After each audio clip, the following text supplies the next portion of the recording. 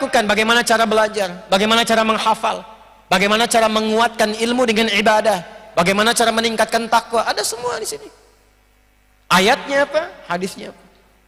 Yang bisnis kitabul buyu', kitab tentang niaga, ya tentang jual beli. Keluarkan itu.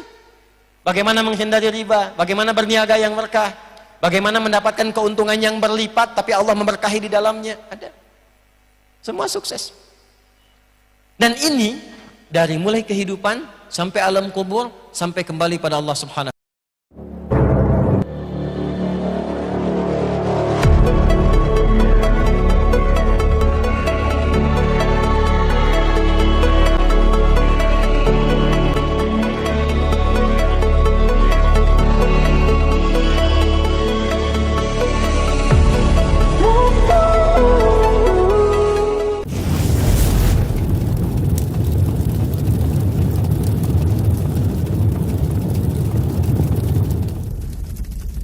Orang belajar Al-Quran seperti tadi dikemukakan ba'da maghrib menjelang isya, memosisikan Al-Quran itu sebagai pedoman berkehidupan yang langsung difirmankan oleh Allah dan diperintahkan kepada Rasulullah SAW untuk, ingat ini kalimatnya, disampaikan dan diajarkan kepada umatnya.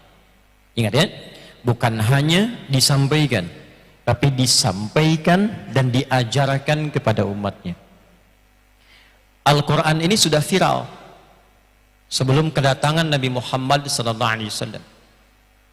Itu sudah viral tentang berita kedatangan Nabi-nya dan berita tentang ayat-ayat yang akan dibawa dan diajarkan oleh beliau. Dari mana kita bisa mengetahui? Di antara bukti validnya adalah doa Nabi Ibrahim dan Nabi Ismail alaihi wassalam ketika tuntas meninggikan bangunan Ka'bah, lalu kemudian keduanya berdoa di dekat Ka'bah itu. Di antara sekian doa yang dipanjatkan, nanti diabadikan di Quran surah kedua Al-Baqarah di ayat 129. Keduanya berdoa, a'udzubillahi minasyaitonirrajim, bismillahirrahmanirrahim, Rabbana wab'ats fihim rasulam minhum. Nah, tidak sampai sini kalimatnya. Kalau sampai sini berarti yang diutus cuma rasulnya saja. Tapi selanjutnya yatlu alaihim ayatika. Yatlu alaihim, perhatikan kalimatnya, ayatika wa yu'allimuhumul kitaba wa yu'allim, mengajarkan, wa yu'allim, kalimatnya ingat ya, wa yu'allimuhumul kitaba wal hikmah wa yuzakkihim innaka antal azizul hakim. Saya tadi ulang-ulang ingin menegaskan, bukan tidak hafal, tapi ingin menegaskan kalimat yang saya garis bawahi. Perhatikan kalimatnya, Rabbana wab'ats fihim. Ya Allah, Tuhan yang merawat kami, yang menjanjikan memenuhi seluruh kebutuhan kami, yang memperhatikan kami. Karena Rabb itu punya makna rububiyah. Rububiyah itu diantara maknanya nanti ada makna perawatan, pendidikan, pemenuhan kebutuhan, perhatian. Ya, itu kalimat pertama yang diperkenalkan oleh Allah sejak kita ada dalam kandungan, usia 4 bulan roh ditiupkan. Itu di Al-A'raf ayat 172. Wa idh akhadha rabbuka min bani adama min zuhurihim dzurriyyatahum wa ashhadahum ala anfusihim alastu bi rabbikum qalu bala syahidna. Di Rabb itu kalimat pertama, kata Allah, apakah engkau komitmen akan menjadikan aku sebagai Tuhan yang nanti akan merawatmu, memberikan kebutuhanmu, memaafkan kalau salah, mengampuni kalau berbuat dosa, menunjukkan jalan-jalan kebaikan. Lalu kita katakan, ya Allah, kami bersaksi, kami bersyahadat, bala syahidna an taqulu yaumal qiyamati inna kunna an hadza ghafilin.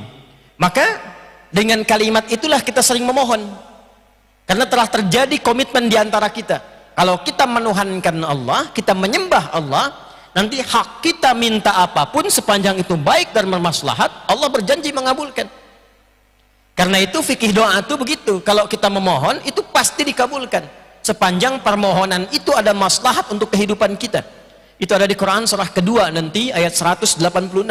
Wa idza sa'alaka ibadi anni fa inni qarib ujibu da'watad da'i idza da'an. Kalau hambaku kapanpun berdoa, sepanjang isi doanya baik dan ada maslahat untuknya, kata Allah, aku kabulkan.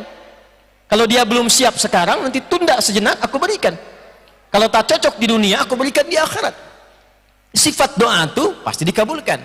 Tapi kapan itu dikabulkan? Falyastajibuli. Maka komitmen yang telah kita bangun dengan Allah dalam bersyahadat itu praktekan. Kalau benar menuhankan Allah, menuhankan dengan sempurna.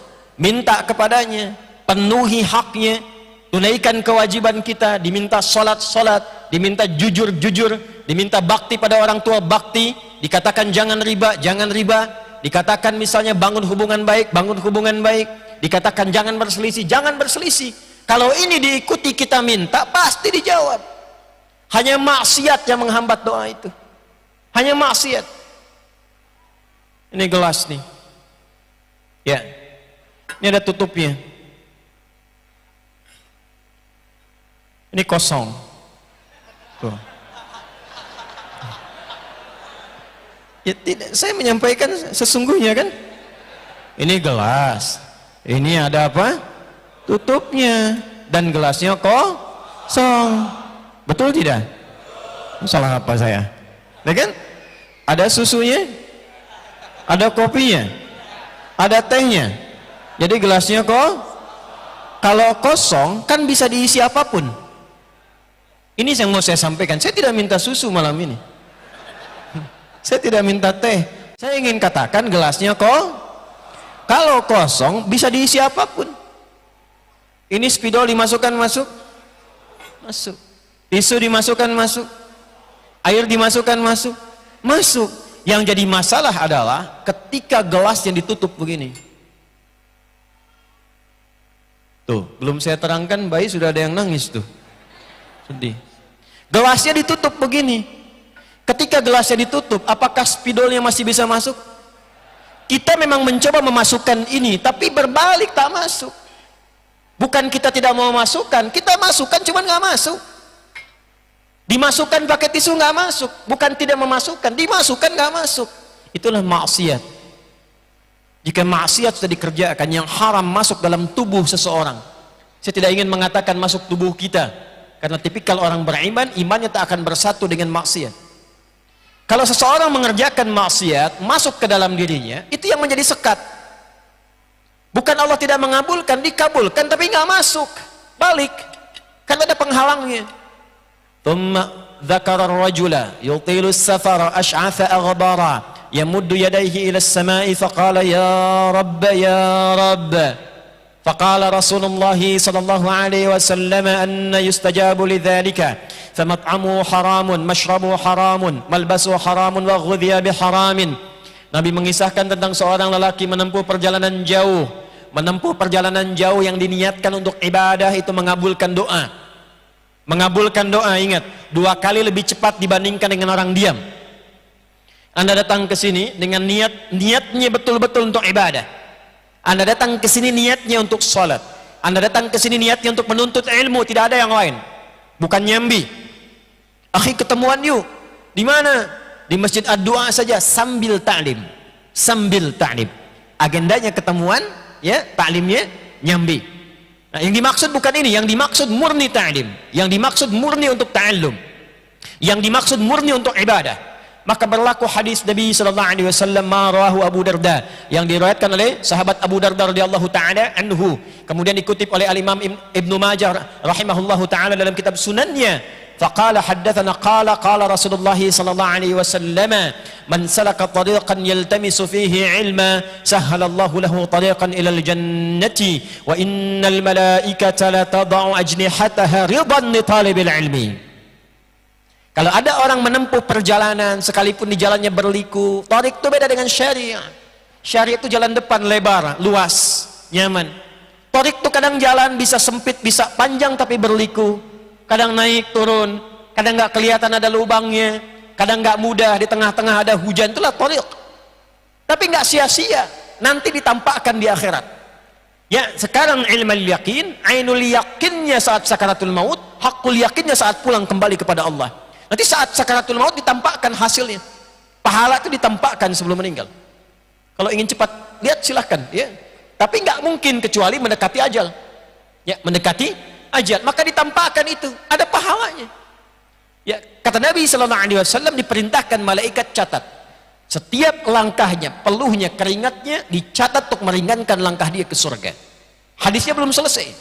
Dan setiap malaikat diperintahkan membentangkan sayapnya, memberikan ridha kepada penuntut ilmu itu. Sejak dia keluar dari rumahnya, dari kantornya, dari jalannya, di antara makna ridha malaikat itu mengaminkan doa yang ia mohonkan kepada Allah. Maka di jalan isi dengan zikir, isi dengan doa. Nah, ini orang ini dikisahkan oleh Nabi sallallahu alaihi wasallam menempuh perjalanan dan itu cepat mengabulkan doa seharusnya. Yang kedua, yamuddu yadaihi ilas sama, dia mengangkat tangannya ke langit. Ya, saya share sedikit cara mengangkat tuh kan macam-macam ya. Ada yang begini ada. Nanti ada yang satu telunjuk yang khatib Jumat begini ada. Ya kan? Nah, kalau kita berdoa biasa itu salah satunya bisa, ini karena saya pegang mic bisa. Adik bangun sebentar.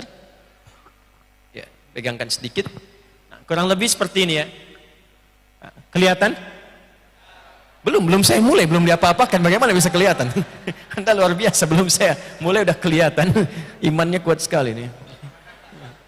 Nah, ini ya, ini tangan nih. Ya, yang depan, kanan kiri kelihatan ini. Oke. Nah, seperti ini. Ini disatukan begini. Ya, paling gampangnya begini. Ini kan ada garis-garis nih di kanan kita nih. Kiri ada garis-garis. Kalau saya kebiasaannya menyatukannya pas tuh ketemu garisnya. Tarik ke sini. Sini. Jelas? Ini yang dimaksud yamuddu yadaihi ilas sama. Nanti semakin tinggi permintaan, misalnya kasusnya itu kasus luas, tinggi seperti istisqa, minta hujan. Nah, itu semakin naik biasanya begini. Dan bukan menutup tapi kebuka begini. Tapi yang standar tuh begini. Jelas? Nah, ini yamuddu yadaihi ilas sama, mengangkat tangannya ke langit, maksudnya mengarah begini. Nah, ini orang yang berdoa dengan mengangkat tangan, jazakallahu khair.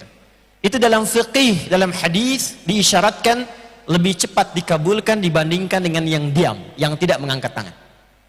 Tapi nanti ada kondisi-kondisi kapan mengangkat tangan dan seperti apa. Hadisnya innallaha hayyun karimun. Ada seorang berkonsultasi pada Nabi sallallahu alaihi wasallam, "Ya Rasulullah, bagaimana kalau saya berdoa mengangkat tangan?" Kata Nabi, "Bagaimana kalau ada orang meminta kepadamu dengan menjulurkan tangannya? Begini, tolong Pak, tolong." Kata orang itu, "Ya Rasulullah, saya malu kalau saya nggak kasih." Maka Allah lebih peka dan sangat merasa malu kalau ada hambanya menengadahkan tangannya dan tidak mengabulkan. Sepanjang itu baik dan bermaslahat. Ketiga, dengan al-asma'ul husna. Al-asma'ul husna, orang itu berkata, "Ya Rabb, Ya Rabb." Berdoa dengan al-asma'ul husna, diawali dengan al-asma'ul husna, menyebut namanya sesuai dengan kebutuhan kita. Allah punya beragam nama yang dikenal dengan al-asma'ul husna, bukan sekedar untuk dihafalkan. Tapi nama-nama itu mencakup semua kebutuhan kita. Dan kita bacakan sesuai kebutuhan. Misal, memohon rizki, Ya Allah, Ya Razzaq. Memohon ilmu, Ya Allah, Ya Alim. Memohon diberikan kekuatan dan kesabaran atas musibah, Ya Allah, Ya Sabar. Dimohon diberikan solusi dari persoalan yang menjangkiti, Ya Allah, Ya Al-Fattah. Di semua jenis masalah kita, solusinya minta pada Allah dengan nama itu. Dalilnya Quran surah ke-17 dari ayat 110 itu. Ya, Allah berfirman, "Qul ud'ullaha aw ud'ur rahman, ayyamma tad'u falahul asmaul husna." Kalau Anda punya masalah, kata Allah, "Hambaku, kalau engkau punya masalah, minta sebut namaku Allah." Atau minta Ar-Rahman, atau pilih nama dari Al-Asma'ul Husna sesuai dengan kebutuhanmu. Gak harus kita minta semua. Ya, sebut salah satu nama yang sesuai dengan kebutuhan kita. Dan laki-laki yang dikisahkan di awal tadi, dia melakukan 3 pekerjaan ini, menempuh perjalanan jauh, mengangkat tangannya plus memulai dengan al-asma'ul husna. Tapi apa jawaban Nabi? Bagaimana doamu bisa dijawab sampai kepadamu sementara pakaianmu ini asalnya dari maksiat? Anna yustajabu lidzalika mat'amu haram. Ya, makanannya dari sumber yang haram, masyrabu haram, minumannya dari sumber yang haram, malbasu haram, pakaian dari sumber yang haram. Apa enggak malu sama Allah datang ke masjid berdoa, ya Allah, berikan aku solusi dari masalahku, sementara pakaian yang dikenakan hasil dari korupsi. Ya Allah, berikan aku hidayah, sementara di handphonenya terkumpul gambar-gambar yang tak pantas, video-video yang tidak layak dilihat. Apa enggak malu Anda sholat memasukkan handphone ke dalam saku, di dalamnya penuh dengan gambar maksiat? Bagaimana bisa dijawab doanya? Bagaimana bisa khusyuk sholatnya? Apa enggak malu datang kemudian kepada Allah menggunakan kendaraan hasil dari yang dilarang? Itu yang kemudian menghambat keberkahan itu datang. Itu yang menjadikan nafsu berpetualang. Itu yang menjadikan nggak pernah cukup. Dapat uang nggak cukup, punya sepeda pengen motor, punya motor pengen mobil, punya mobil pengen pesawat, harta masih banyak pengen ini, pengen itu, nggak ada yang kepake. Kalau dinikmati dengan cara yang benar, dirasakan, ada kemuliaan didapatkan, ada keberkahan dirasakan, itu yang manfaat. Tapi hati-hati, kalau di lemari Anda pulang dari sini dicek banyak pakaian dan bahkan belum pernah digunakan untuk ibadah, yang ini belum pernah dipakai sholat sudah pengen pakai pakaian yang lain. Itu motor yang di luar banyak itu sudah pernah belum dipakai ke masjid? Sudah pernah dipakai ke majelis ilmu? Berapa kali? Itu sepeda yang Anda koleksi di rumah, pulang ke rumah cek, yang sering dipakai di kesempatan pagi, bahkan sejak selesai sholat subuh, pernah nggak dipakai ke masjid? Jangan-jangan ke masjidnya jalan kaki, sepedanya pakai sepeda. Halo? Hah? Kan dihisab. Kan dihisab. Ya tidak salah, cuma dihisab. Ini yang menghambat. Maka seperti itu, ini gelas kosong tertutup. Kata Nabi, anna yustajabu lidzalik, bukan nggak dijawab. Dikasih mental. Maka buka dulu ini maksiatnya. Buka dulu. Kalau dibuka baru masuk lagi. Maka Nabi diutus untuk mengajarkan kepada kita bagaimana membuka semua sekat-sekat itu. Susah, ingat, dibuka sekatnya. Apa yang menyebabkan sering lupa? Apa yang menyebabkan nggak ingat-ingat? Rizki kenapa nggak terbuka? Padahal kan Allah sudah sediakan dan tidak akan pernah kita kekurangan rizki, gitu kan? Kenapa merasakan susah? Kenapa merasa nggak tenang? Kaya tapi nggak pernah tenang, kenapa? Hah? Pilih mana? Kaya tapi gelisah atau miskin tapi tenang?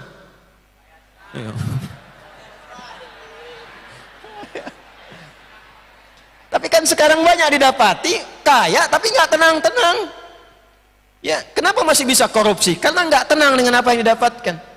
Kenapa masih bisa menipu? Karena nggak tenang. Kenapa masih bisa berkelahi? Padahal kan orang kaya semua. Kenapa masih mencelakai? Padahal bisnis hartanya sudah banyak. Kenapa? Karena ada sesuatu yang tidak tepat dilakukan. Kita butuh Al-Quran. Kita butuh pedoman. Karena orang dulu itu kayanya luar biasa. Tapi mereka menikmati kehidupannya. Dan yang paling membahagiakan adalah hidupnya terhormat, jasanya dikenang, asetnya masih ada sampai saat ini, dan jaminannya dari lisan Nabi surga. Dan kayaknya level ketiga. Level ketiga, tiga itu kan tertinggi. Yang standar itu kan kaya. Naik di atas itu kaya banget. Yang ketiga, kebangetan kayanya. Kaya banget, kebangetan kayanya. Uthman bin Affan kenal? Ayo kenal. Saya terakhir kemarin waktu berangkat umrah itu, hotelnya sudah jadi. Hotelnya jadi di Madinah itu. Tulisannya wakaf Uthman bin Affan radhiyallahu taala anhu. Wakafnya Uthman, kapan wakafnya? 15 abad yang lalu, punya hotel sekarang. Ya. Itu dari barokah apa? Membeli sumur, membeli kebun, lalu diwakafkan, masyarakat bisa menikmati abadi. Sampai sekarang tertulis namanya hotelnya Uthman. Dan beliau menantu Nabi, kaya, jadi pemimpin, masuk surga. Ya, ada orang kaya enggak, ya kan? Sahabat Nabi bukan, menantu Nabi jauh, ya kan? Berharap surga Firdaus, ya, tapi kehidupan jauh gitu. Ya, saya nggak bisa mengungkapkan, saya nggak punya kosakata yang aneh-aneh gitu ya. Tapi intinya cita-cita masuk surga, Tapi perilaku dan bekal jauh dari itu, ya bagaimana bisa tercapai? Maka kita butuh petunjuknya seperti apa. Karena Quran itu abadi dan dijamin sampai sekarang. Allah yang menjamin kok. Semua petunjuknya di setiap zaman pasti dibutuhkan dan gak akan pernah kita keluar dari semua bimbingan itu. Makanya Allah jaga satu-satunya kitab di muka bumi yang terjaga dari mulai bacaannya, hurufnya, gak pernah tertukar ayatnya, titiknya sampai detik ini dari segi bacaannya cuma Al-Quran. Silahkan cek Al-Baqarah ayat pertama apa? Alif Lam Mim. Dari zaman Abu Jahal sampai abu-abu yang sekarang dibacanya tetap sama, tetap sama, Alif Lam Mim, Alif Lam Mim. Dulu belum ada harakat, bukankah dulu ada Alam Nashrah ya, Lakas Sadrak, tulisannya kan Alif Lam dengan Mim juga kan, tapi nggak pernah ketukar sampai sekarang. Alam Nashrah, Alam Nashrah, Alam, Alam, Alif Lam Mim, Alif Lam Mim, sampai sekarang nggak ada yang beda titiknya, nggak ada yang beda hurufnya, nggak ada yang beda cara bacanya, semua serupa Al-Quran. Tapi intinya adalah isinya. Kata Nabi Ibrahim, Nabi Ismail alaihissalam, ya Allah, mohon nanti utus seorang Rasul yang termulia, yang paling istimewa, yang paling hebat, yang dijanjikan itu lahirnya di dekat tempat yang paling istimewa di muka bumi, dekat Ka'bah. Saya sering mengajarkan dan menerangkan ini, tidak ada satupun Nabi Rasul lahir yang kelahirannya dekat Ka'bah tempatnya kecuali Nabi Muhammad sallallahu alaihi wasallam. Dan itu didoakannya oleh Nabi Ibrahim dan Nabi Ismail jauh sebelum masa kelahirannya. Muhammad sallallahu alaihi wasallam bin Abdullah bin Abdul Muttalib bin Hashim bin Abdul Manaf bin Qusay bin Murrah bin Kilab bin Ka'ab bin Ghalib bin Fihr bin Malik bin Nadar bin Kinanah bin Khuzaimah bin Mudrikah bin Ilyas bin Nizar bin Mudar bin Ma'ad bin Adnan bin Addi bin Adri bin Muqawwam bin Nahur bin Tarikh bin Ya'rub bin Yasjub bin Nabit bin Ismail alaihissalam bin Ibrahim alaihissalam. 29 sampai 30 generasi sebelum kelahiran Nabi Muhammad sallallahu alaihi wasallam. Ayo ulangi. Ya, satu generasinya itu bisa ratusan ribuan tahun, didoakan. Makanya tadi saya katakan di awal, Al-Quran itu ayat-ayatnya itu sudah dimohonkan dan sudah viral informasinya. Sebelum kedatangan Nabi Muhammad, setiap para nabi itu ada komitmen. Ya, wa idh akhadna mitsaqan nabiyyina lama ataitukum min kitabin wa hikmatin thumma ja'akum rasulun musaddiqun lima ma'akum la tu'minunna bihi wa la tansurunna qala aqrartum ala dhalikum isri ya qalu bala syahidna qala fashhadu wa ana ma'akum minasyahidin. Perjanjian semua, enggak ada nabi rasul dilantik kecuali membenarkan risalah Nabi Muhammad sallallahu alaihi wasallam. Dan apa yang dimohonkan dengan kemuliaan nabi itu, yang paling intinya adalah petunjuk yang dibawanya. Yatsdu alaihim ayatika. Bukankah isi Al-Quran semuanya kita sebut ayat? Al-Fatihah berapa ayat? 7. Al-Baqarah berapa ayat? Intinya semua isi Quran itu ayat. Sekarang persoalannya, apa artinya ayat? Ayat itu jamak dan tunggalnya disebutkan setidaknya kurang lebih 64 kali dalam Al-Quran. Ayat sering diterjemahkan dengan tanda. Padahal tanda itu ada banyak. Yang paling viral itu 2. Ada alamat, ada ayat. Alamat itu dari bahasa Arab, diserap ke dalam bahasa Indonesia. Tanda yang mendekatkan pada tujuan, itu alamat. Di mana alamatnya? Masjid Ad-Du'a di Halim, jalan sekian-sekian koordinatnya. Tahu alamatnya, cepat sampai ke tujuan. Tak tahu alamatnya, putar-putar, pusing-pusing, belum tentu sampai ke tujuan. Itu alamat. Tapi ayat tidak disebutkan bahkan dalam bahasa Arab kecuali tanda yang mendekatkan kepada Sang Pencipta. Tanda yang mendekatkan kita kepada Allah disebut dengan ayat. Al-Quran kenapa semua isinya disebut dengan ayat? Karena setiap kali kita berinteraksi dengan Al-Quran, keadaan kita menjadi lebih dekat dengan Allah.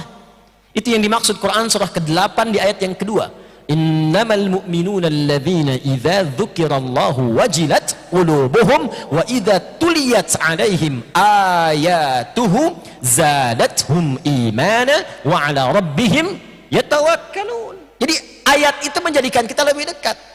Nah, yang paling menarik adalah kata Nabi Ibrahim, Nabi Ismail alaihi wassalam, ya Allah, nanti utus seorang nabi lahirnya dekat tempat Ka'bah yang mulia ini dari kalangan masyarakat yang ada di sini, dan mohon berikan kepadanya satu mukjizat yang luar biasa berupa ayat-ayat yang akan ia bacakan kepada umatnya. Dengan ayat itu kita didekatkan dengan Allah. Tapi istimewanya, Allah bukan hanya menurunkan sekedar ayat, tapi ayat itu berubah menjadi pedoman berkehidupan, yang dengan pedoman itu kita semakin ingat Allah. Makanya dulu Pak, sekarang masih bisa kita lihat jejak dan nafasnya. Kalau umrah, kalau haji, maaf ya, bukankah kalau adzan tutup semua tuh toko ya? Ya kan? Dagang ya dagang, tapi tetap ingat Allah. Waktu salat ya salat. Tijarahnya berubah. Ya.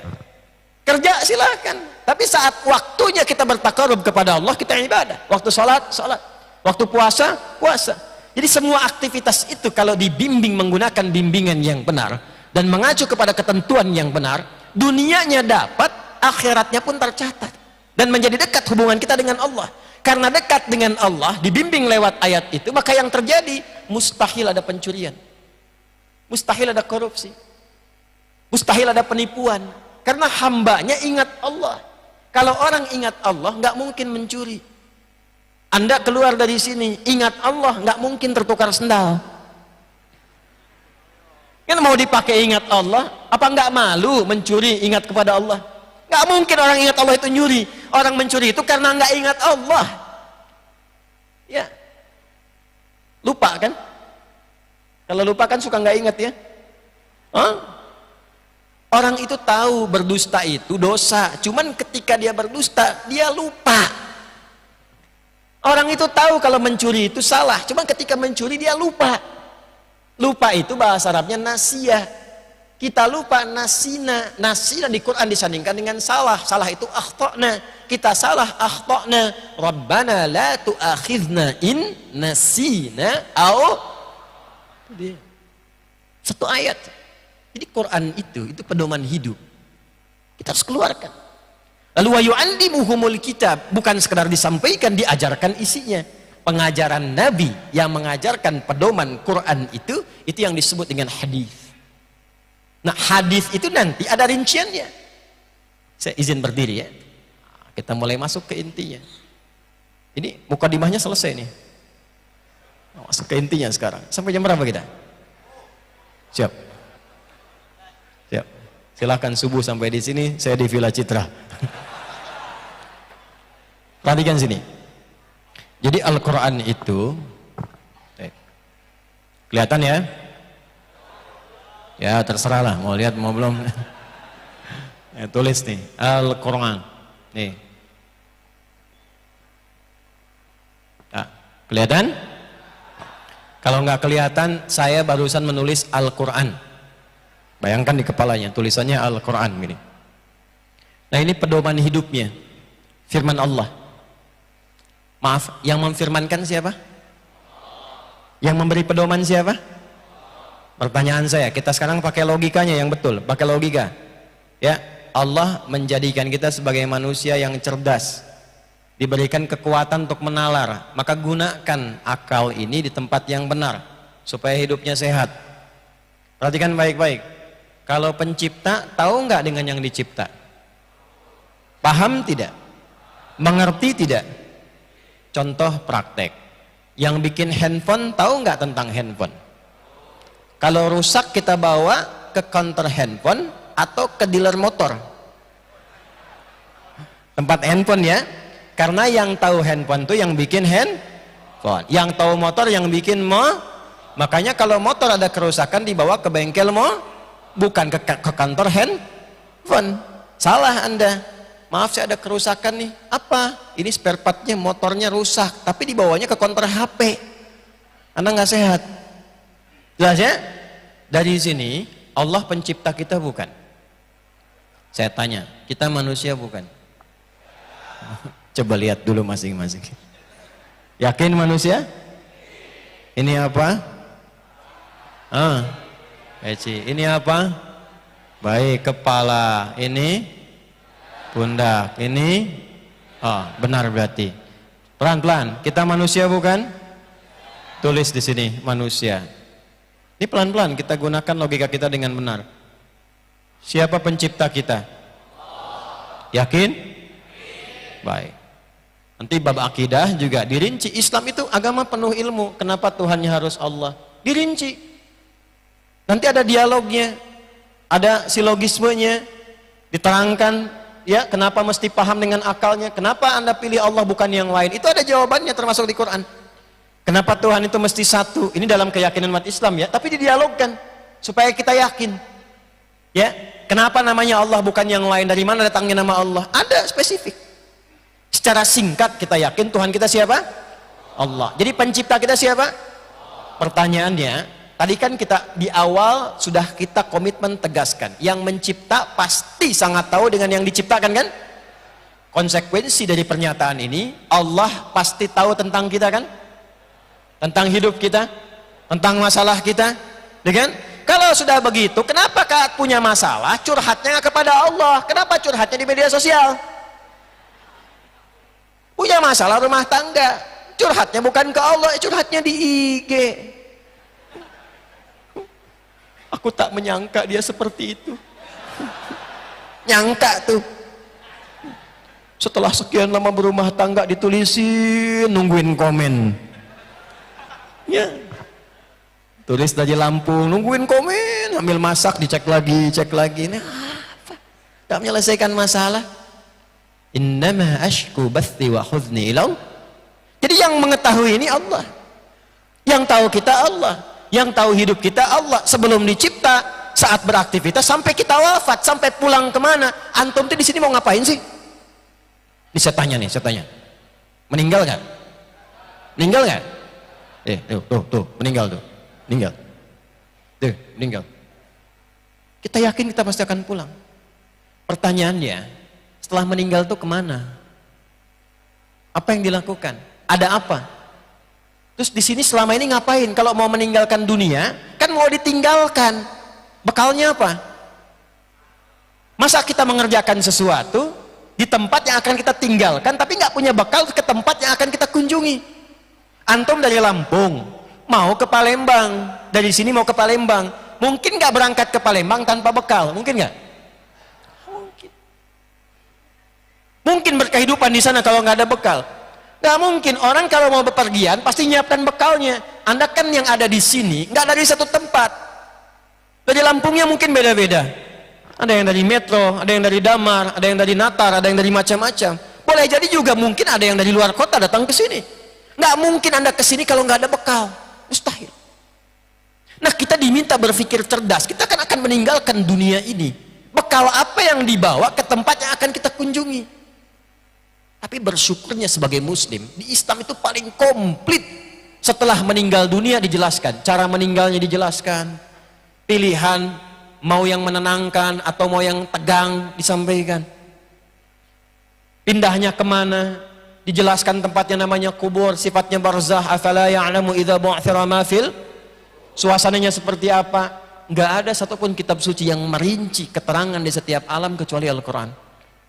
Silahkan cek. Ini menunjukkan bahwa Al-Quran bukan buatan manusia. Al-Quran itu firman. Yang berfirman siapa? Allah. Kenapa difirmankan? Secara singkat adalah ini pedoman hidup kita ada di sini. Lalu dipilih Nabi Muhammad SAW, diutus Muhammad SAW sampaikan pedoman hidup ini. Dipilihlah Nabi Rasulullah SAW, Muhammad SAW.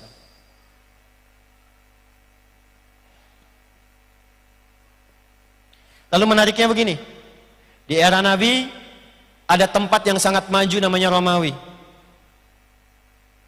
imperium, metropolitan, mewah, peradaban, teknologi hebat. Bisa kita saksikan sekarang ada tempat gladiator macam-macam tuh, jejaknya masih ditemukan. Yang ke arah Turki ke sana, Mediterania sampai ke Tripoli, Libya, ke Italia kita temukan. Masih ada imperium Romawi. Sisinya lagi yang lain ada Persia, kekaisaran Persia. Ada Romawi, ada Persia. Sama, maju, punya peradaban, pasukannya hebat, ya luar biasa, militernya tangguh dan seterusnya. Tapi Allah tidak mengutus Nabi Muhammad di Romawi yang maju, bukan di Persia yang maju, tapi diutusnya di antara pertengahannya di bawah lembah yang sangat terbelakang, biwadin ghairi dzi zar'in inda baitikal muharram, di lembah yang tandus yang nyaris sulit ditemukan satu tumbuhan, yang masyarakatnya terbelakang dalam konteks tidak mengenal nilai-nilai kebaikan secara utuh. Semua jenis kriminalitas ada di situ, tertinggal dari peradaban, jauh.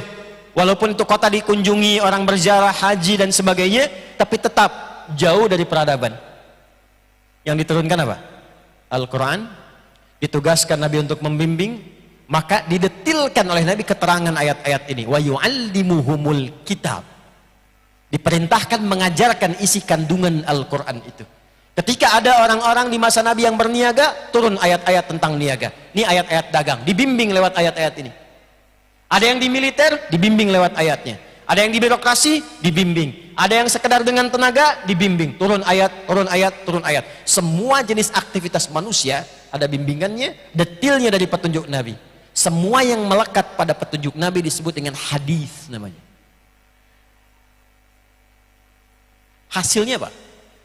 Ini tempat yang dikenal dengan jahiliyah, yang paling terbelakang, naik ke permukaan, mengalahkan sinar Romawi dan Persia. Yang ini kemudian runtuh ke bawah, yang ini juga tenggelam, ini naik.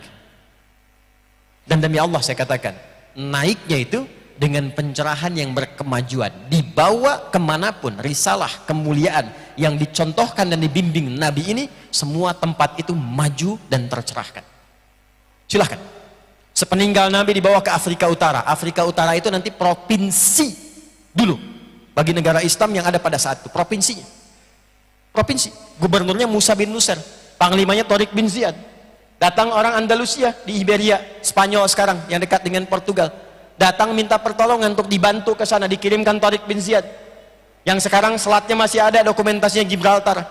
Ya, masih ada tempatnya. Dibawa ke sana, Andalusia yang tertinggal, datang umat Islam dibantu. Ini tidak bisa ditolak dalam sejarah. Dibantu, dikembangkan sampai muncul peradaban di Eropa, bertahan selama 7 abad.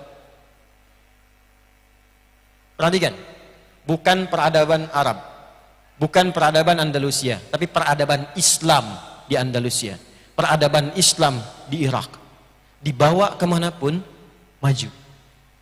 Maka kita mesti sadar bahwa semua petunjuk dalam Al-Quran dan hadis itu bukan sekedar untuk dibaca, bukan sekedar untuk ditahsin, ditajwid, diperdengarkan, dibacakan. Itu bagus, ada pahalanya. Tapi intinya, pahami, bawa, amalkan dalam kehidupan. Setelah ini diturunkan, jadi kurikulum, itu yang disebut dengan sunnah namanya. Sunnah itu jalan yang diikuti. Dari sini muncul istilah Al-Quran sebagai pedoman, sunnah sebagai rangkuman kita dalam meniti kurikulum hidup itu. Rinciannya di sini. Maka dikumpulkanlah jasa besar oleh para ahli hadis. Contoh Al-Imam Al-Bukhari, itu yang paling viral kan? Al-Imam Al-Bukhari itu dari Bukhara, bukan orang Arab, orang Uzbekistan sekarang. Beliau tuh nama aslinya Muhammad, punya bapak namanya Ismail, punya kakek namanya Ibrahim, kakek buyutnya Al-Mughirah, yang buyutnya Al-Bardizbah, tinggal di kecamatan Ju'fah, Kabupaten Bukhara, Provinsi Khorasan, negara Uzbekistan sekarang. Makanya karena dari Bukhara, beliau memperkenalkan, saya dari Bukhara. Dalam rumus bahasa Arab, tambahkan al di depan nama kota, ujungnya tutup dengan i. Al-Bukhari, saya dari Bukhara. Jadi beliau memperkenalkan diri, saya bukan dari Arab, saya dari Bukhara. Islam telah sampai ke tempat saya dan memotivasi saya untuk belajar sampai datang saya ke sini. Makanya dulu orang dari luar itu memperkenalkan lebih banyak dengan nama daerahnya. Ada Syekh Yasin dari Padang, dia memperkenalkan diri beliau, Ana Yasin Al-Padangi, Islam telah sampai ke Padang dan mengantarkan saya ke sini. Ada Syekh Nawawi dari Banten, Syekh Nawawi Al-Bantani. Ya, nanti ada Pak Sabil tuh, ketua DKM Ad-Du'a. Ya, datang misalnya ke Mekah, Ana Sabil Al-Waihalimi Al-Lampungi Al-Masjid Ad-Du'ai. Al-Ketua DKMI gitu ya. Misal, diperkenalkan itu, jadi semua orang berkenalan tahu, oh, ada yang dari sini, dari Jawa, dari Sumatera, dari Palembang, dari macam-macam. Dari negara A, B, C, D. Tapi yang paling menarik apa? Bukan hanya datang memperkenalkan, tapi membawa satu kebanggaan sebagai muslim. Al-Imam Al-Bukhari merumuskan kitab yang sangat populer, ditulis 16 tahun demi merumuskan ini semua. 16 tahun. Ditulis mulai di Mekah, berakhir di Masjid Nabi Al-Madinah Al-Munawwarah.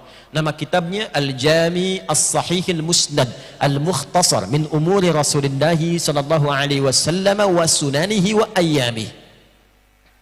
Al-Jami As-Sahih Al-Musnad Al-Mukhtasar min umuri Rasulullah sallallahu alaihi wasallam wa sunanihi wa ayyamih. Ayo ulangi. Karena kepanjangan kita singkatlah dengan nama Sahih Al-Bukhari. Tapi nama aslinya Al-Jami'. Jami itu jenis kitab hadis yang menghimpun banyak tema, banyak topik. Ternyata beliau mengumpulkan ayat-ayat Quran dan hadis-hadis Nabi Muhammad SAW. Dibuatlah kemudian diklasifikasikan jadi 97 topik. Begitu Pak cara berinteraksinya ngaji hadisnya Pak. Di situ tuh ada 97 tema. Nah, tema ini dibuat sebagai kurikulum kehidupan. 97 topik. Kata beliau, Al-Jami As-Sahih, isinya telah saya cek tersambung benar. Musnad tersambung kepada Nabi sallallahu alaihi wasallam. Al-Mukhtasar, saya enggak bertele-tele kata beliau. Yang beliau turunkan di setiap ngaji kitab itu kita temukan ayat Qur'annya apa? Ayatnya dulu. Ya, setelah itu hadisnya. Kalau diperlukan penjelasan dijelaskan sekilas. Kitab Badul Wahyi yang pertamanya, kitab tentang turunnya wahyu. Dari mana taunya Nabi Muhammad itu seorang nabi, buktinya apa? Dibahas dulu. Itu jenius beliau. Sebelum kita membahas 96 topik yang lainnya, harus yakin dulu Nabi Muhammad itu seorang nabi. Dari mana taunya beliau nabi? Apa buktinya seorang nabi itu? Tandanya apa? Sehingga nanti tidak diklaim bahwa ini hanya rekayasa semata. Dan setiap orang bisa mengklaim dirinya nabi. Standarnya apa? Maka bagian pertama dibuat tentang kitab Badul Wahyi, tentang standar awal wahyu untuk memberikan tanda standar kenabian. Jadi kalau ada yang ngaku-ngaku nabi di era kapanpun, sampai kekinian pun, cek dengan parameter ini. Cek ukurannya dengan ini. Kalau sesuai dengan ini, nabi. Tapi kalau nggak sesuai, nggak mungkin nabi. Dan nggak akan pernah ada yang sesuai dengan tanda-tanda ini. Karena ketika Nabi Muhammad SAW meninggal dunia, maka statusnya sudah khatamin nabiyyin, kata Nabi, la nabiyya ba'di. 2, kitabul iman, kitab tentang iman. Pernah merasakan iman naik turun? Halo, pernah naik turun? Baik, kalau sedang naik semangat sholatnya ya? Semangat tahajudnya ya? Belum adzan subuh sudah bangun ya? Halo, belum sholat subuh sudah sholat ya? Iya. Kacau itu. Iya kan? Semangat ya? Senin puasa ya? Ya, Kamis puasa kan? Semangat kan? Tapi kalau sedang turun, sedang futur, jangankan sholat sunnah, fardu bisa terlambat ya? Halo? Sholat bisa nggak fokus ya? Subuh berapa rakaat? Kadang bisa 1. Ya, karena nggak sadar kemana-mana. Ya? Lisannya Allahu Akbar, tapi di pikirannya proyekku Akbar. Ya, WA belum dibalas, SMS belum dijawab, status belum diupdate. Kata Nabi, hatta la yash'ural musalli kam rakatan yusalli, sampai ada orang sholat lupa berapa rakaat sedang menunaikan sholatnya. Ada yang begitu? Dah, saya gitu aja. Kalau sedang turun kan? Maka beliau menghadirkan Kitabul Iman. Topik yang kedua tentang iman, 57 hadis di Kitabul Iman. Kalau kita pelajari itu keluarkan, bagaimana cara menaikkan iman dan jaga supaya nggak turun. Apa yang menyebabkan iman turun? Kenapa seseorang bisa berkurang imannya? Apa yang menjadikan iman itu kuat? Bagaimana semangat ibadah? Apa jenis ibadah yang bisa menguatkan iman? 57 hadis. Makanya ngajinya tinggal pilih topiknya. Setelah itu apa? Anda mahasiswa, dosen, pengajar. Topik ketiga, Kitabul Ilmi. Di situ diajarkan memilih waktu yang terbaik kapan untuk belajar dan mengajar. Sampai Nabi itu punya waktu pengajian ibu-ibu. Hari Kamis itu pengajian ibu-ibu itu Nabi hari Kamis. Tapi bukan harus kita milihan hari Kamis, bukan begitu maksudnya. Menata waktu sehingga ada kelonggaran, ditata dengan aktivitas. Ketemunya Kamis untuk pengajian ibu-ibu. Apa yang dilakukan? Bagaimana cara belajar? Bagaimana cara menghafal? Bagaimana cara menguatkan ilmu dengan ibadah? Bagaimana cara meningkatkan takwa? Ada semua di sini. Ayatnya apa? Hadisnya apa? Yang bisnis, Kitabul Buyu', kitab tentang niaga. Ya, tentang jual beli, keluarkan itu. Bagaimana menghindari riba, bagaimana berniaga yang berkah, bagaimana mendapatkan keuntungan yang berlipat tapi Allah memberkahi di dalamnya. Ada. Semua sukses. Dan ini dari mulai kehidupan sampai alam kubur, sampai kembali pada Allah Subhanahu wa taala, 97 topik. Nah, kita tuh seperti ini harusnya. Dan demi Allah saya katakan, tidak ditemukan masalah apapun di setiap zaman dan generasi kecuali jawabannya selalu ditemukan di sini. Al-Quran, Sunnah. Al-Quran, Sunnah. Itulah yang diajarkan para ulama kita. Maka Quran itu solusi, Sunnah itu solusi. Kalau digabungkan Al-Quran itu solusi, maka kita temukan Aqsa, Al-Quran, Sunnah, solution. Jelas sampai sini? Nah, dari situlah kemudian kita ingin menebarkan spirit ini ke setiap tempat minimal yang bisa kita pijak setidaknya di negara kesatuan Republik Indonesia ini. Jadi kita ingin datang mengingatkan lagi. Itulah kita adakan roadshow dari Aqsa, datang ke Lampung, datang ke Padang, Sumatera Barat, insya Allah nanti kita akan ke Aceh, insya Allah ke Kalimantan. Yang tanya-tanya kalau saya mau ke Lampung, Kalimantan kapan? Aceh kapan? Sabar insya Allah, ada waktunya. Kami ingin ingatkan, nanti kita akan bangun kelas-kelas yang diintegrasikan. Insya Allah, sebentar lagi di sini juga ada sekolah nanti insya Allah. Ya, diturunkan. Jadi saya tidak menginginkan Quran hanya ada di mushaf. Quran hanya ada di hafalan, bagus, ada pahalanya. Tapi kalau nggak pernah kita praktekkan dalam kehidupan, kita tidak akan merasakan nikmatnya menjadi manusia Qurani. Untuk itu, cara memulainya adalah kita mulai dari Al-Fatihah, bahas setiap ayatnya, dapatkan petunjuknya, bawa pulang dengan mengamalkannya. Siap? Nah, mari kita mulai dengan satu ayat saja malam hari ini. Mungkin kita bahas satu bagian saja. Ini baru kita mulai nih. Tadi mukadimah yang kedua. Anda minta sampai subuh sih. Nggak, kita batasi ya, paling maksimal 8:30 kita selesai dengan semua doa dan sebagainya, paling maksimal. Ayat ke-26 kita sudah bahas dari Al-Fatihah sampai Al-Baqarah ayat 25 di pertemuan yang lalu dalam kajian Al-Quran Sunnah Solution. Mohon izin, kalau saya datang ke Lampung lagi di waktu malam Jumat, maka berlaku hukum kajian Aqsa. Apa itu kajian Aqsa hukumnya? Yaitu setiap yang ikut kajian ini harus membaca dan menghafalkan ayat yang akan dikaji. Jadi kalau kita bahas ayat 25, nanti masuk ke sini kita sudah hafal ayat 25 itu satu ayat saja. Satu ayat saja. Siap? Ya. Nah, kalau Anda ke Bekasi, nanti di setiap pintu itu ada musyrif penjaga. Baru boleh masuk ke dalam setelah setoran ayat. Ya, kalau belum hafal boleh datang, tunggu di luar. Nah, itu untuk memotivasi, ya. Tapi kalau belum hafal juga boleh masuk, boleh. Disesuai dengan hafalan, kuat depan, ya. Hafalan agak belakang dikit. Untuk motivasi. Jadi kalau ditanya di yaumul hisab ada usahanya. Ada usahanya. Baik. A'udzubillahi minasyaitonirrajim. Bismillahirrahmanirrahim. Di tempat ini saya akan merangkum dulu ayat 1 sampai 25 dengan cepat. Setelah itu kita lihat diri kita posisinya ada di mana. Hadirin sekalian, dalam kita berkehidupan kita akan temukan 4 kualifikasi manusia. Ada berapa? 4 kualifikasi manusia berdasar keyakinannya pada Al-Quran sebagai petunjuk berkehidupan, plus berdasar karakter dalam menjalani kehidupan. 1, akan ada orang baik. Jadi Anda ketemu di kantor, baik. Jadi tetangga, baik. Jadi pasangan hidup, baik. Dan ini orang yang paling ideal. Jadi kalau berumah tangga, berpasangan gak akan menyulitkan. Berteman akan terus mendampingi dalam suka dan duka dan membahagiakan. Jadi tetangga, keberkahannya akan terasakan. Dan ini orang baik yang sejati.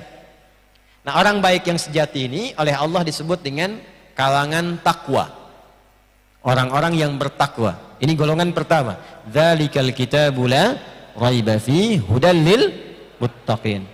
Apa ciri orang baik ini yang menghasilkan kemuliaan tadi? Ya, orang-orang ini standar pertamanya adalah beriman. Alladzina yu'minuna bil ghaib. Jadi kalau Anda ingin mencari pasangan, Anda ingin berteman, Anda ingin cari tetangga, cari tempat untuk tinggal, pertama kali kalau ingin keadaan hidup itu menenangkan, jauh dari persoalan-persoalan yang menggelisahkan, maka cari orang yang beriman. Jelas? Nanti ada standarnya iman juga. Karena terkualifikasi nanti. Kalau sudah menemukan orang beriman, ini beriman nih, beriman. Maka lihat standarnya. Kapan disebut beriman? Wa yuqimunas shalah. Minimal dia bisa menjaga waktu sholat dengan sempurna yang fardu, yang pokok. Tulis begini bentuknya. Sholat tuh ada begini, alif, lam, sod, lam, alif, ta, begini. Ada alif, lam, sod, lam, waw, kemudian alif, ta, maftuhah, begini. Ada alif, lam, sod, lam, waw, kemudian fathah tegak, ta, begini. Kalau yang ini sekali sholat, kadang-kadang alifnya diganti dengan waw, tapi bentuknya begini sholat. Kalau yang begini, alif, lam, sod, lam, waw, alif, ta, yang nggak melihat di papan tulis, bisa dituliskan keterangan Al-Baqarah ayat 238. Quran surah kedua ayat 238, paling kanan sebelah atas di mushaf. Hafidhu 'alas sholawati, bentuknya begini. Dan ini yang dimaksud sholat fardu, 5 waktu sholat. Ya. Rumusnya 24-4-3-4, 2 subuh, 4 zuhur, 4 asar, 3 maghrib, 4 isya. Ini sholat fardu. Kalau begini, alif, lam, sod, lam, waw, fathah tegak, tak, begini. Ini artinya semua jenis sholat yang mampu dikerjakan. Yang pokok, yang fardunya 5, di luar yang ini pun masih bisa dilakukan. Tahajud, duha, sholat mutlak, rawatib, itu maksudnya. Kalau Anda ingin menemukan teman sejati, teman yang baik, kata Al-Quran, pilih orang beriman yang dia menunaikan sholat dengan baik, bukan sekedar menjaga fardunya, tapi juga menjaga sholat-sholat sunnah yang menyertainya. Kalau yang fardu kan standar, tapi kalau Anda sudah menemukan orang rajin sholat duha, rajin tahajud, rajin rawatibnya, itu bisa dipastikan tanda pertama kebaikan melekat pada dirinya. Dari pasangan, ada wajah-wajah yang kelihatan belum menikah, ya. Insya Allah ya, insya Allah ketemu jodohnya, dimudahkan, ya minimal sebelum kiamat 2 hari lah, ya. Ya kan? Jadi statusnya saat meninggal sudah pernah menikah, sebelum kiamat kurang 2 hari, sehari lagi kan persiapan buat taubat ya. Itu kalau tahu, kalau enggak ya kita beramal sepenuhnya. Jelas? Baik. Kenapa nyambung ke situ itu? Sholat, maka cari yang sholat. Tetangga, cari tempat yang di situ semarak sholatnya, dekat ke masjid, ya. Teman, cari pekerjaan yang tidak meninggalkan sholat. Anda tuh aneh kadang-kadang. Anda kan pekerjaan mencari rizki, terus Anda yakin rizki itu dari Allah, tapi Anda cari pekerjaan yang menjauhkan Anda dari Allah, yang nggak nyambung, Joni. Ini gimana sih? Anda bekerja mencari rizki, rizki itu sumbernya dari Allah, gitu kan? Terus Anda cari pekerjaan yang tidak menyambungkan Anda dengan Allah, ya gimana dapat rahmat Allah? Itu yang menyebabkan kadang nggak berkah. Itu yang menyebabkan capek pekerjaannya, berangkat gelap, pulang gelap, ya. Bulan belum habis sudah habis, gitu kan? Kerja lagi, ada yang banyak. Belum dimulai pekerjaan sudah ada omset, tapi membuat diri dia tersiksa, tidur susah. Ya, kerja lagi, diskusi lagi, rapat lagi, yang sudah ada nggak ternikmati. Dan saya yang paling kadang-kadang kasihan, untuk sholat aja nggak mampu, untuk baca Quran nggak punya waktu. Terus cita-citanya dahsyat, pengen ke surga Firdaus gitu.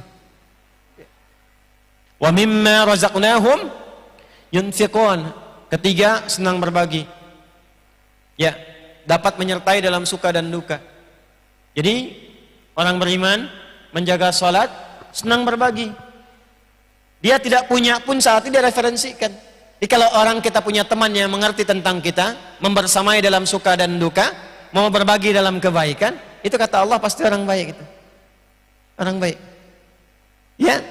Kemudian walladzina yu'minuna bima unzila Al-Quran. Al-Quran. Yang keempat itu Al-Quran. Ini tingkat yang paling tinggi. Kalau sudah ditemukan ahli Quran yang benar-benar ahli Quran, itu bahagia, Pak. Demi Allah saya katakan bahagia. Bapak Ibu aja, lihat anak Anda yang kecil mengulang-ulang Al-Quran 3 tahun, 4 tahun, baru hafal ad-duha, tapi Anda pulang kerja dan melihat anak itu sedang mengulang ad-duha, hilang semua penat Anda di kantor dan di jalan. Demi Allah saya katakan, demi Allah. Anda pulang tuh, anak Anda 3 tahun, ya, terus Anda pulang, assalamualaikum, Anda lihat anak Anda sedang menghadap kiblat, wadduha wallaili idza saja, Anda bisa terdiam di belakangnya sampai selesai begini, lalu Anda peluk, angkat anak itu, dan Anda hilang penat perasaan yang kadang-kadang rapat, kadang-kadang gelisah, kadang-kadang ada pertikaian dan sebagainya, hilang semua dengan Al-Quran. Apalagi ketika anak Anda usia 10 tahun menelpon dari kejauhan di pesantren mengatakan, Abi, Umi, Alhamdulillah, Nanda telah selesai 30 juz. Demi Allah saya katakan, apapun yang pernah Anda raih, miliaran, ratusan, triliunan yang pernah Anda dapatkan dalam proyek dunia, tidak akan pernah mampu menyaingi kebahagiaan yang Anda dapatkan ketika mendengar selesai khatam Al-Quran. Saya sudah bertemu beragam pejabat yang tinggi, hartanya banyak dan sebagainya.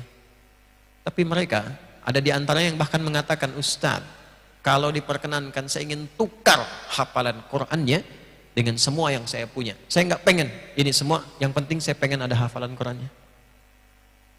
Karena memang mereka merasakan khatam, ya, dengan semua kemewahan dunia, tapi tetap merasa kurang dan masih merasakan kebahagiaan walaupun melihat anak orang lain yang menghafal Quran. Coba rajin-rajin Pak datang ke haflah Quran, ya. Ketika Bapak lihat anak orang lain memakaikan mahkota di kepala kedua orang tuanya, Anda tuh bukan orang tua aslinya, tapi kita melihat aja sudah bisa terharu dengan keadaan itu. Apalagi itu anak kita, maaf, anak Anda. Maaf ya Bu, saya sudah ada istri dan 5 orang anak. Alhamdulillah. Ahli Quran, ahli Quran. Tapi ahli Quran yang benar. Ahli Quran yang benar. Nanti ada standarnya di Quran surah ke-35 Fatir ayat 32. Thumma awrasnal kitaba alladhina astafaina min ibadina faminhum zalimun li nafsi wa minhum muqtasid wa minhum sabiqun bil khairati biidznillah. Ukuran kelima, wa bil akhirati hum dan dia berteman, dia berinteraksi untuk akhirat tujuannya, bukan sekedar dunia. Jadi dia berteman dengan Anda itu bukan karena ukuran dunia. Yang saat Anda kaya dia berteman, kekayaan Anda hilang dia jadi teman.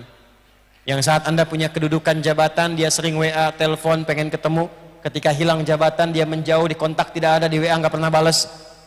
Itu dunia. Orang ini jadi tetangga karena mengingatkan Anda urusan akhirat. Jadi teman di kantor mengingatkan Anda, akhi, jangan itu, jangan lakukan. Bagaimana kalau dihisab? Bagaimana meninggal saat dalam keadaan disogok? Bagaimana meninggal kalau sedang melakukan korupsi dan sebagainya? Mengingatkan tentang akhirat. Itulah ulaika ada hudam mir wa ulaika humul. Maka dalam berinteraksi kehidupan temukan orang baik ini apapun profesi kita. Itu satu. Yang kedua, ada orang ingkar. Ingkar dengan Quran dan ingkar dengan petunjuk-petunjuk Allah. Ayat 6 sampai 7. Ini terbagi dua. Innal ladzina kafaru sawa'un 'alaihim a'anzartahum am lam tunzirhum la khatamallahu 'ala absarihim wa lahum 'adzabun 'adzim. Ada dua jenis. Yang satu ingkar dan memilih untuk tidak beriman, sehingga menutup semua bagian tubuhnya, telinganya, matanya, pikirannya untuk menerima pintu-pintu hidayah. Tapi indahnya Islam tidak memaksa. Hanya tipikalnya, kalaupun diingatkan, diberitahu, tetap menolak. Itu dua. Yang ketiga, sama juga ayatnya. Dan Anda kalau mau rinci silahkan lihat di kajian sebelumnya. Ya, sudah banyak kami hadirkan Aqsa dalam YouTube. Yang ketiga itu, mengaku muslim, mengaku beriman, tapi perilakunya seperti orang yang belum beriman. Contoh, kalau ada orang belum beriman, saya selalu katakan belum beriman supaya punya harapan dia beriman. Ya, ada orang belum beriman, terlepas apapun keyakinannya, dia nggak sholat karena dia belum beriman. Dia nggak puasa karena belum beriman. Tapi ada orang, dan ini kalau disebutkan isyaratnya pasti terjadi, mengaku Islam, mengaku beriman, tapi tidak menunaikan sholat. Ada orang yang di KTP-nya Islam tapi nggak sholat. Puasa tapi nggak mau puasa Ramadan, zakat nggak dikerjakan. Nah ini oleh Quran disebut dengan kafar, kata kerjanya, menunjuk pada pekerjaannya, jamaknya kafaru. Quran surah ke-14 ayat 7, wa idh ta'adzana rabbukum la in syakartum la azidannakum wa la in kafartum inna adzabi wa la in kafartum. Kafar di situ kufur dalam bentuk nikmat, mengaku muslim tapi nggak mau zakat, mengaku muslim tapi nggak mau sholat. Nah, itu masuk dalam golongan kafar yang kedua. Ya, pecahannya jadi yang ketiga. Yang keempat, Anda akan temukan dalam pergaulan itu orang munafik. Maaf, yang mengaku muslim, mengaku beriman, dan kalau ada persoalan dia mengatakan saya juga Islam, saya juga beriman, tapi lisannya tajam menyakiti orang-orang Islam, bahkan menyoal keyakinannya sendiri. Dia paling kritis terhadap ajaran Islam, jilbab, tahajud, Quran, kadang-kadang olok-olok dan sebagainya. Tapi kalau dia dikatakan dia mengaku muslim, nah itulah orang yang terkena penyakit nifaq, orang yang disebut dengan munafik. Ayatnya dari ayat 8 sampai dengan ayat 20. Pernah menemukan orang yang katanya muslim tapi mengolok-olok agamanya sendiri, ada? Ada. Nah itu terkontaminasi. Jadi kalau Quran sebutkan akan didapati. Itulah 4 golongan dalam kehidupan.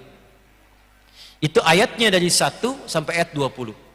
Ayat 21 sampai dengan ayat 22, Allah dengan keadilannya dan sifat Rahman dan Rahimnya memberi petunjuk pada semua golongan ini untuk menjadi golongan yang pertama. Tapi harus adil, diberikan petunjuk. Maka diinginkan oleh Allah dengan petunjuk itu ikuti. Ya, dan Allah di sini nggak akan bisa disalahkan. Ya, karena sudah diberikan petunjuk, diberikan kesempatan, bahkan diberikan Nabi dan Rasul untuk mengingatkan. Maaf ya, maaf. Ini kalau kajian misalnya malam sekarang, panitia menyediakan snack, masing-masing diberikan snack. Sudah ada bagiannya, tapi ada yang tidak mengambil itu. Dan yang nggak ngambil ini kemudian merasa lapar, lalu pingsan. Pertanyaan saya, yang salah itu panitianya atau orangnya yang nggak ngambil tadi? Panitianya sudah menawarkan, memberikan, tapi dia tidak mengambil itu. Allah memberikan kesempatan pada kita untuk mendapat hidayah selama berkehidupan.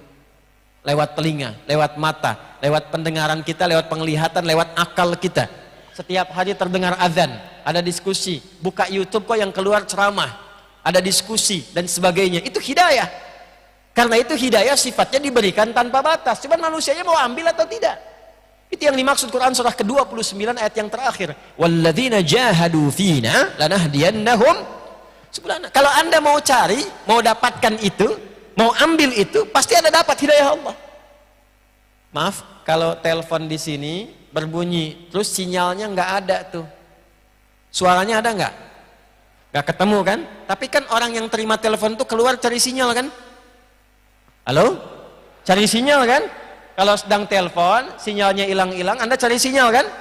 Kalau sinyalnya dapat, maka kuat lagi kan? Itulah hidayah. Allah tebarkan sinyalnya dalam setiap keadaan. Cuman Anda mau ngambil nggak sinyalnya itu? Kok bisa sih lewat di jalan pulang kerja, kok kelihatannya masjid orang ke masjid orang sholat? Kenapa harus lewat situ? Kan bisa Anda lewat tempat lain. Kenapa harus lewat situ? Itulah hidayah. Tapi Anda mampir nggak? Sholat nggak? Anda lihat mau tayangan YouTube, bahkan ada yang mau lihat maksiat. Tapi yang kebuka malah ta'lim.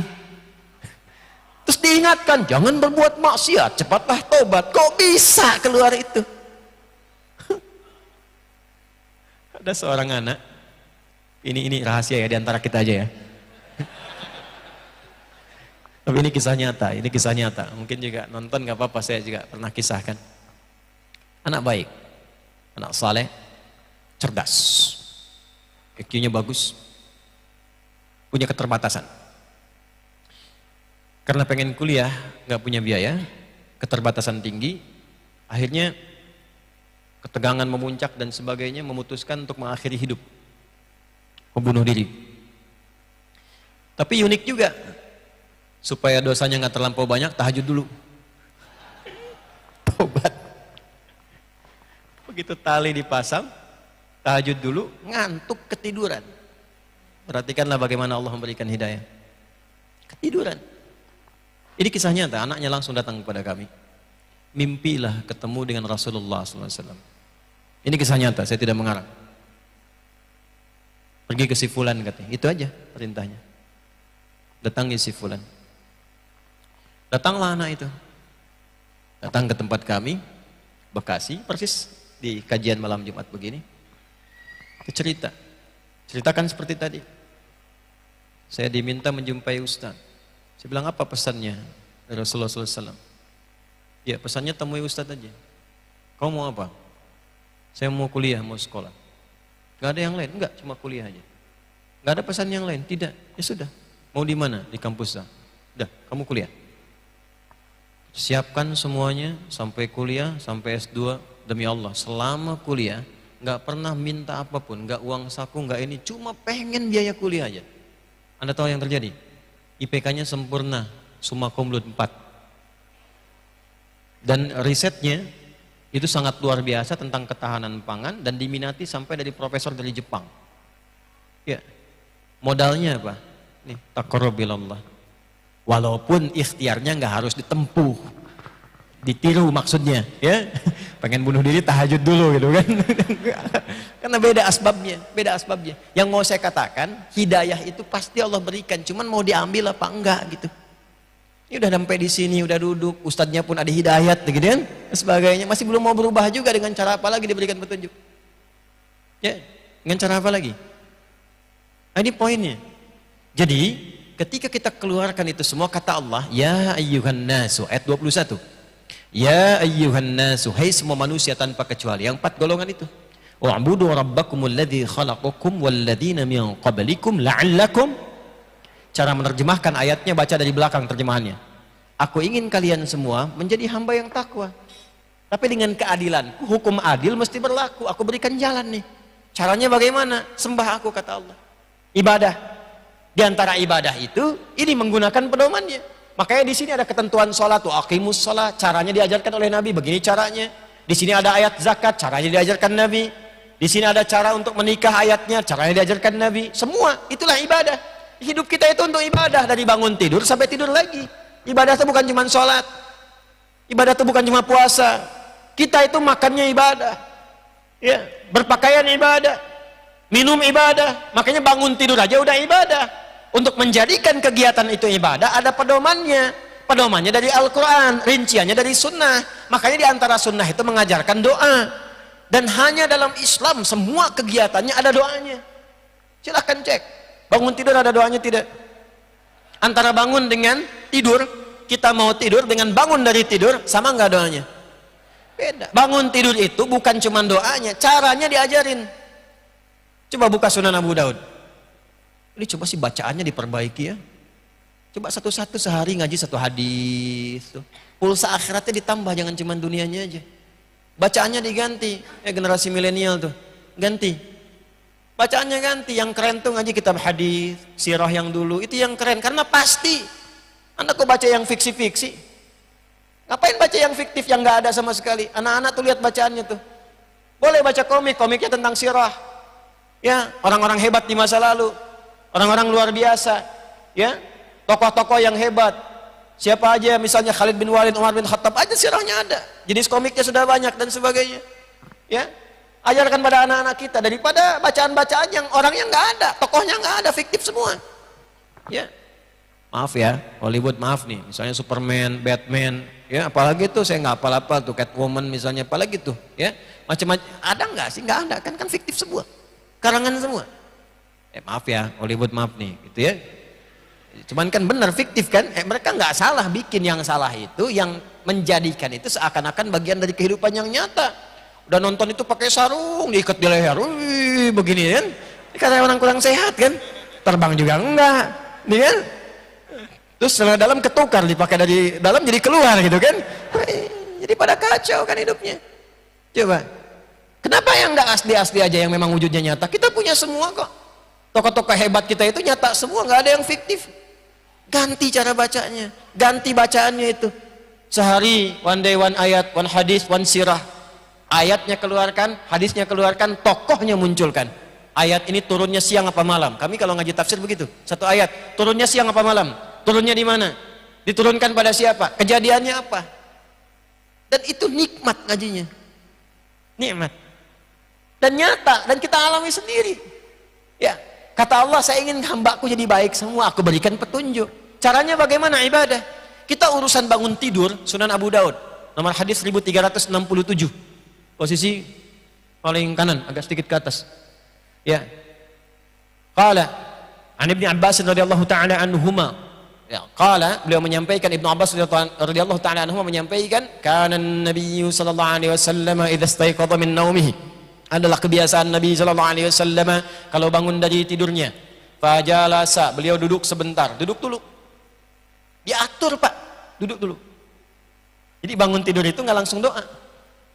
Ya, bangun tidur, terus Duduk dulu, ini ajarin tuh kan liriknya salah. Bangun tidur, ku duduk dulu. Bukan terus mandi, masa bangun tidur langsung mandi?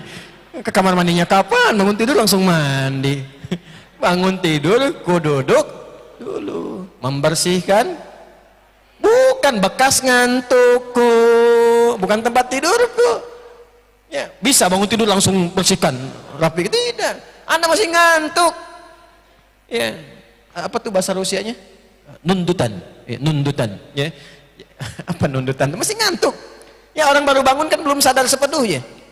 Ya, masa langsung baca doa? Alhamdulillah, jam 3 tuh. Tapi begitu sadar kan bisa jam 5. Begini-begini aja tuh. Pengalaman kan? Ya. Bangun tidur, kok? Hadis tuh begitu, duduk dulu. Ajarin liriknya sama anak-anak kita. Bangun tidur, ku duduk dulu, duduk dulu.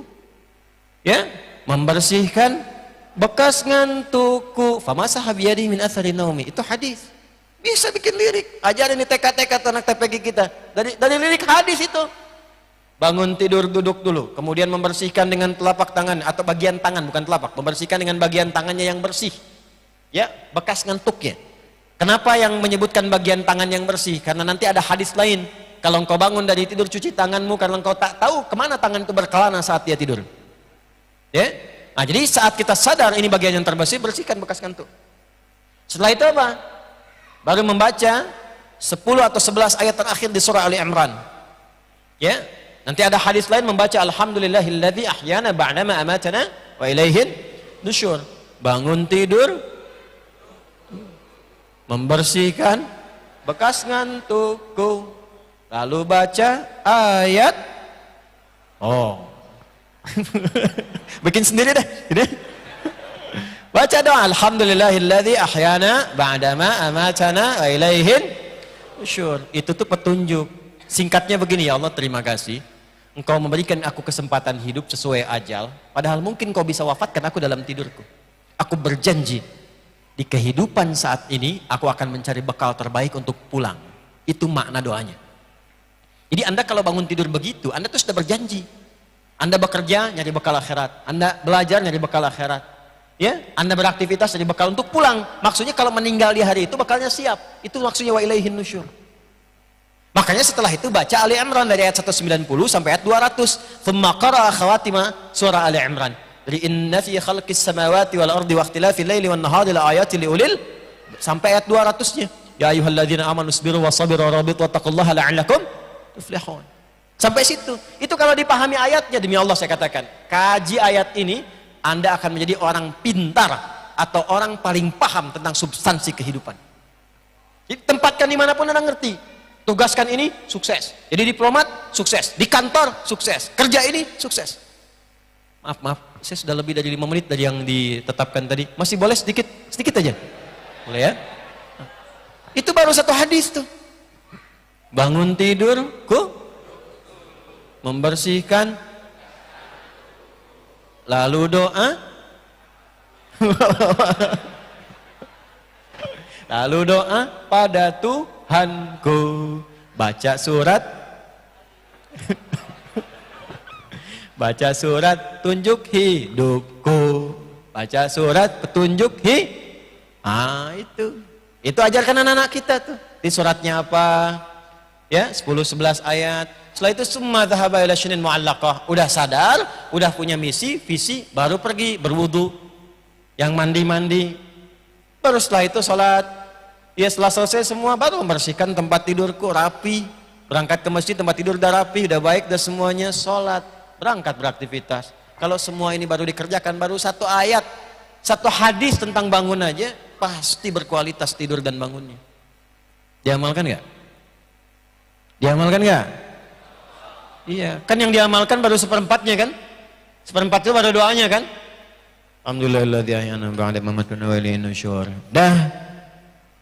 Duduknya bagaimana? Sadar tidak? Doanya diresapi tidak? Setelah itu yang dibacakan dipahami tidak? Satu, itulah Al-Quran Sunnah Solution. Kata Allah, saya ingin semua hambaku bertakwa, tapi aku harus adil, aku beri jalan. Caranya ibadah. Jadikan semua kegiatan kita itu niatkan untuk ibadah. Nanti lihat pedomannya, lihat bimbingannya di sini. Kalau itu bisa dikerjakan, kata Allah, hey, alladzi ja'ala lakumul arda firashau was samaa binaa wa anzala minas samaa'i maa'an fa akhraja bihi minats thamarati rizqan fala taj'alu lillahi andada wa antum ta'lamun. Perhatikan baik-baik. Kata Allah, aku buat pedoman ini, aku utus Muhammad sallallahu alaihi wasallam sebagai rasul mengajarkan ini karena aku tahu tentang hidupmu. Aku ingin kau bahagia, aku ingin kau sukses. Jangankan engkau, aku yang mencipta langit dan bumi, aku yang menciptamu, bahkan orang sebelummu. Alladzi khalaqakum walladzina min qablikum, aku yang mencipta engkau, tuh yang tadi saya gambarkan. Bahkan aku mencipta orang sebelummu. Aku kisahkan tentang mereka, mana yang sukses, mana yang berpaling, mana yang durjana, mana yang nestapa. Aku jadikan ibrah untuk kalian. Aku yang ciptakan langit tanpa tiang, aku yang hamparkan bumi supaya bisa dinikmati, aku yang mengatur cuaca dan hujan. Jika membuat itu saja gampang, apalagi memberikan kau petunjuk. Ikuti ini, kau pasti akan jadi orang tersukses dalam setiap aktivitasmu. Hanya sayang, kadang masih ada yang meragukan dengan petunjuk ini sampai menantang. Masa sih? Itu kan cuma rekayasa Nabi Muhammad saja, itu buatan Nabi Muhammad saja, itu produk budaya. Ada statement itu? Maka kalau masih ada yang begitu, Al-Quran logis menantang, turun ayat 23 sampai 24. Wa in kuntum fi raibim mimma nazzalna ala abdina fa'tu bi suratim mim wad'u syuhada'akum min dunillahi in kuntum shadiqin. Fa in lam taf'alu wa lan taf'alu fattaqun nar allati waquduha an-nas wal u'iddat lil. Kalau masih ada yang meragukan, sudah dijelaskan oleh Allah, diterangkan oleh Nabi, masih ada yang meragukan, bahkan menuduh, kata Allah, jangan sampai engkau pertahankan itu, engkau bawa wafat. Kalau engkau meninggal dengan keadaan demikian, maka engkau bukan hanya masuk ke dalam ancaman neraka, tapi akan menjadi bara yang terdalam di dalam neraka itu. Terakhir, kalau ada orang yang sadar dengan semua uraian ini, dan ingin merubah hidupnya, menjadi ibadah lebih berkualitas, lalu dia pertahankan sampai pulang, Allah perintahkan pada Rasulullah SAW, berikan kabar gembira pada orang-orang itu, aku akan menyiapkan beragam surga untuk tempat pulangnya. Maka turunlah Quran surah kedua Al-Baqarah ayat 25-nya. Wabasyiril ladzina amanu wa 'amilus salihati anna lahum jannatin tajri min tahtihal anhar. Kullama ruziqu minha min thamaratir rizqa qalu hadzal ladzi ruziqna min qabl wa utu bihi tashabiha wa lahum fiha azwajum mutahharatun wa hum fiha khalidun. Ayat 25 ini tawaran kepada kita malam hari ini. Mau berubah tidak? Mau ibadah tidak? Mau husnul khatimah tidak? Kalau mau, maka kembalilah kepada petunjuk ini. Coba lihat hidup kita, kerja di mana, belajar di mana. Jangan-jangan selama ini hanya ingin mengejar ijazah, kadang-kadang bolos, masuk kelas titip absen. Itu bukan tipikal orang beriman. Kata Al-Quran, kalau orang beriman itu belajar yang betul, yang serius, pahami, catat. Kalau sudah pintar, amalkan, bangun negeri. Dari kampung mana ke metro, pulang ke metro, bangun metro. Dari Natar pulang ke Natar, bangun Natar. Amalkan tuh, jadi insinyur, praktekan. Jadi pakar di bidang apa, pulang ke kampungnya, bangun negeri, supaya negeri ini makmur. Kalau ditanya, kenapa Anda pulang? Karena Quran mengamanahkan saya untuk mengabdi kepada bangsa dan negara. Makanya orang beriman tuh gak mungkin tidak bermanfaat untuk negerinya. Pasti ada manfaat, pasti jadi orang baik, jadi apapun dia. Itulah legasi kita tertinggi. Itulah yang diajarkan oleh Quran. Jadi apapun, jadi orang baik, bermaslahat, bermanfaat untuk negeri tempat kita berpijak. Anda di kecamatan mana, desa mana, kalau Anda seorang muslim, di tempat itu berikan manfaat, berikan yang terbaik, dan jadikan itu sebagai niat ibadah kita kepada Allah Subhanahu wa taala. Siap? Ya. Dan di saat demikian masih ada orang yang juga mengolok-olok Al-Qur'an. Maka mulai mengatakan, "Wah, kenapa sih mesti dibuat perumpamaan? Apa pentingnya sih Allah bikin perumpamaan? Kenapa semua ini harus hadir? Kenapa harus ada?" Maka dalam situasi itu Allah turunkan satu ayat yang sangat hebat yang menjawab nanti detilnya setiap persoalan-persoalan yang menguatkan logika. Ayat ini kalau kita kaji dengan dalam menjadikan logika kita makin kuat. Jadi kalau ada orang yang mencoba berdialog dengan kita dengan logika, itu insya Allah kita akan selalu unggul. Karena ayat ini melatih logika kita supaya kuat rasionalitasnya. Ya, akalnya sehat. Dan itu sehatnya itu benar. Karena ada orang yang secara dunia sehat, tapi secara spiritual sakit. Ya, orang sepintar apapun, kalau kepintarannya tidak mengenal Allah, tetap bodoh dia. Ngapain kuliah tinggi-tinggi, bahasa rumit-rumit, kalau mengenal Allah aja tidak. Maaf ya, kuliah tinggi-tinggi atau bahasa rumit-rumit, dialektikanya tinggi tapi nggak kenal Allah, belajar apa? Ya, anak TK kecil-kecil kenal Allah. Ini tinggi-tinggi nggak kenal Allah. Atau ada orang yang belajar, ya tadinya bagus, kuliah keluar sampai gelarnya tinggi, pulang-pulang jadi konslet. Ngapain kuliah tinggi-tinggi kalau pulang nggak kenal Allah? Kita tuh belajar supaya kenal pencipta kita, karena Anda pulang nggak akan ditanya Anda berapa banyak jabatannya, berapa banyak hartanya, berapa banyak ijazahnya, berapa banyak gelarnya, nggak akan ditanya.